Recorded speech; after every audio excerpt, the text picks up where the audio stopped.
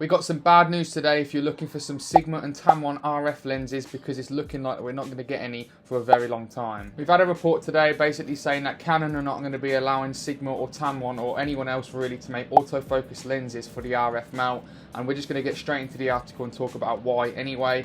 So I've got all this information from Canon Rumours, and let's just get straight into the article. So as you can see, it says don't expect any third-party autofocus lenses in the near future. So if you actually click on this article and have a look at a read on into it, we scroll down here, get rid of all these ads. It says, since the story broke last week that Viltrox was told by Canon to cease making any autofocus lens for the RF mount. So if you're actually not sure, basically Canon told Viltrox to stop making any autofocus RF lenses, and there's been a lot of chatter for obvious reasons. And it says the lack of RF native autofocus third-party lenses has become a growing concern amongst shooters. And to be honest, when I first actually looked at Canon and everything, I was actually excited because I knew obviously how expensive stuff was, like lenses and that, and I was actually really excited to start using like Sigma lenses. Actually finding out that there's no third-party lenses at all really, apart from the odd Samyang one, I was actually getting a little bit concerned because I know how expensive these RF lenses are. And to be fair, it's not bothering me that much because I am glad I've gone with Canon overall for my lenses because they are really high quality.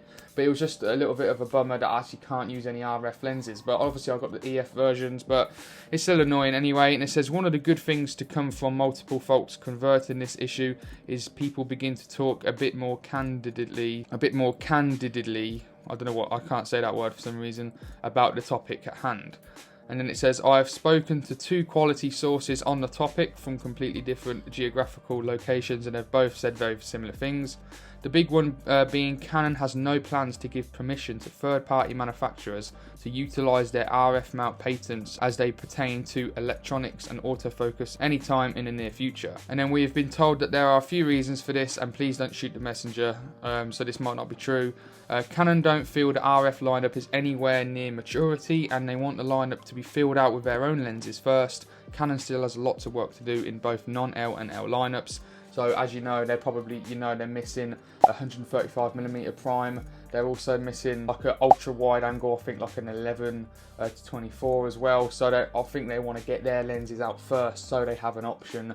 So if you're going to look to buy a certain lens, Canon has one offered to you, whereas if Sigma come in and get one for that Canon haven't offered yet, like a 135mm prime, they don't want that because everyone's going to be buying that one instead of their Canon one when they maybe release it. So they just want to basically release all their lenses first and make sure everyone buys their lenses or has the option to buy their lenses when Sigma or Tamron actually release some of their own. And it says Canon believes the more affordable options are already covered by the 100 or whatever million EF lenses out there that work extremely well on the RF mount with Canon's line of adapters.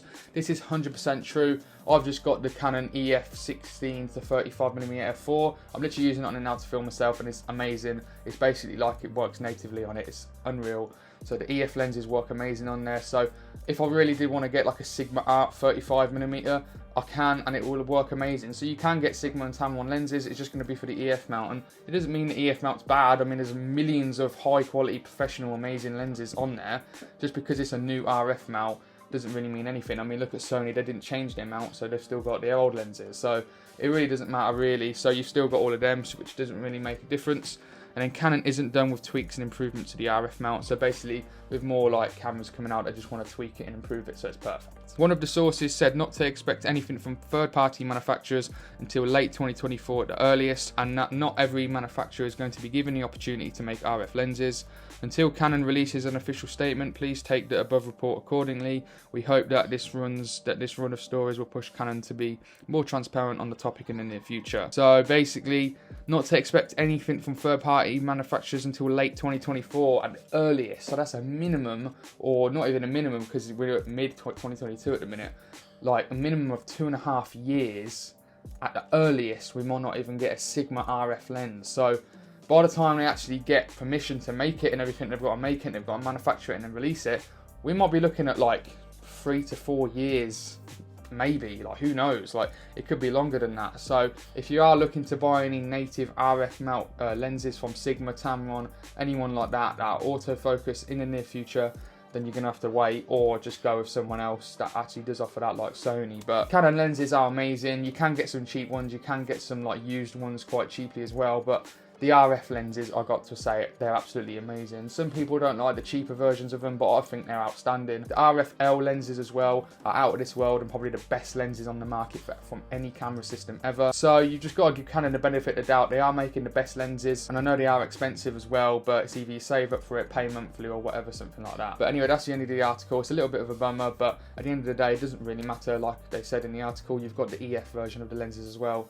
which are really good. So anyway, thank you very much for watching. That's the end of the video, and I guess I'll see you guys on the next video. See you later.